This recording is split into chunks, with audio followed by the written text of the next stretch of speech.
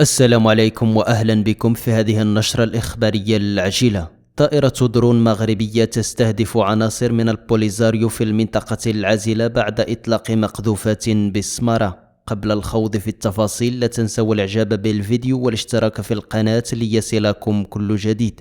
وفي التفاصيل، تمكنت طائرة مسيرة تابعة للقوات المسلحة الملكية المغربية من تحييد العناصر المسلحة التابعة لجبهة البوليزاريو الانفصالية التي نفذت زوال يوم أمس الجمعة 27 يونيو الجاري قصفا صاروخيا استهدف محيط بعثة الأمم المتحدة المينورسو في مدينة السمارة.